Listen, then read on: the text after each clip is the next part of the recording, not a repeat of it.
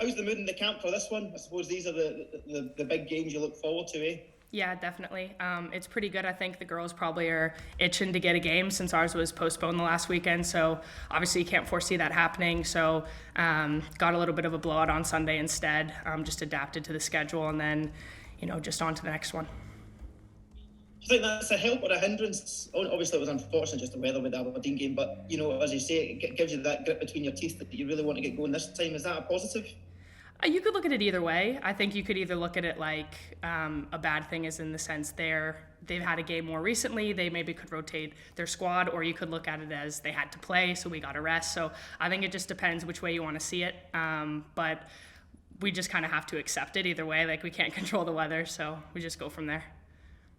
Especially in Scotland. How big would 3 points be for you guys in the title race?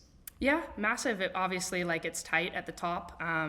And these are the games that, could win and lose leagues, as we've, found out last season. So it's going to be a tough game. I think it'll be a good one to play on the size of pitch that we'll be playing on Sunday, and hopefully just showcase both teams' strengths. And hopefully it's just a really good game to watch and competitive. Can I ask you about the Hibs match? I was just speaking to Malky there, and he was just kind of touching on the sort of character and the grit that you guys showed in that game, something a wee bit different. Obviously, you're used to playing very well and scoring a lot of goals. That performance was showing you in a different light. Is that something that can really help you in the games like the Glasgow City game, where you may not have it all your own way, and there may be times where you do have to really dig deep?